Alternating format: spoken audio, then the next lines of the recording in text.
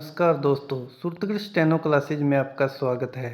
80 शब्द प्रति minute dictation शुरू होगी 3 सेकंड बाद। शुरू। उपाध्यक्ष महोदय, तब उन लोगों को कुछ आशा हुई कि हम लोग भी उसी तरह चल सकते हैं जिस तरह से पहले चल रहे थे, लेकिन अभी हाल में जो चुनाव हुआ उससे देश के धनिकों के मन में बड़ा संदेह पैदा हुआ कि इस चुनाव के बाद उनकी स्थिति वैसी नहीं रहेगी जो अब तक चली आती रही है।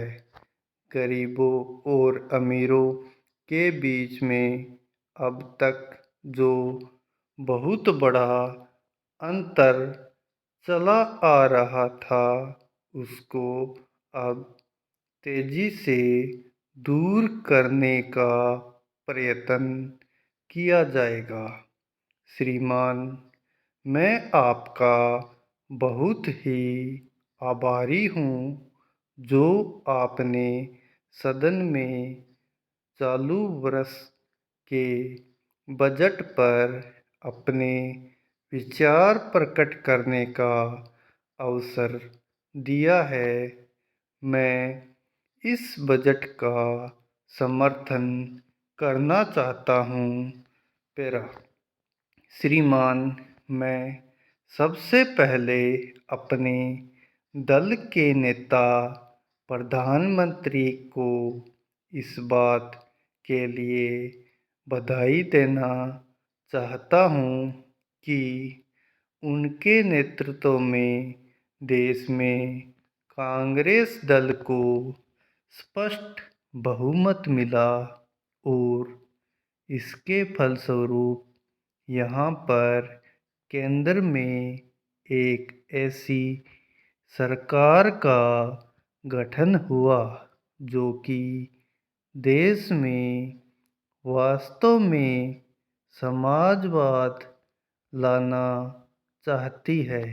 मैं वित्त मंत्री जी को इस बात के लिए बधाई देना चाहता हूँ कि लोकसभा के मध्यावधि चुनाव में जनता द्वारा कांग्रेस दल को जो आदेश दिया गया था उन्हें स्मरण है और वह तन मन धन से उसका पालन करना चाहते हैं।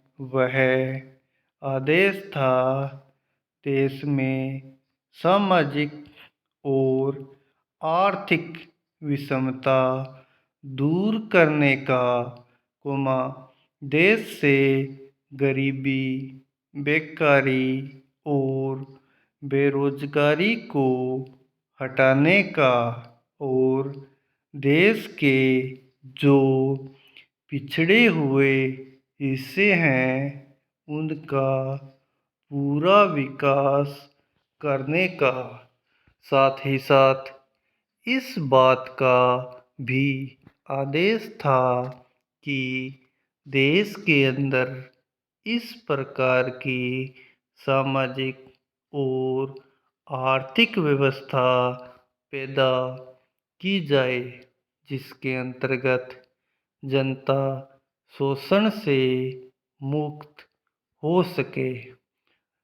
श्रीमान, यह ठीक है कि देश में कृषि के क्षेत्र में उत्पादन में वृद्धि हुई है, परंतु इसके साथ ही साथ यह भी दृष्टि में रखना चाहिए कि लागत में भी पूरी वृद्धि हुई है। इसके लिए आवश्यक है कि सिंचाई के साधन बढ़ाए जाएं और अधिक उन्नत बीजों का प्रयोग किया जाए। आज कृषकों को कृषि के यंत्र मिलने में बहुत कठिनाई हो रही है। जैसे छोटे छोटे ट्रैक्टरों का देश में बड़ा अभाव है। उनके बनाने के लिए शीघ्र नए कारखाने खोले जाएं, जिससे कृषकों को जल्द से जल्द ट्रैक्टर मिल सकें। देश तभी प्रगति करेगा, हमारा ऐसा विश्वास है। स्टॉप।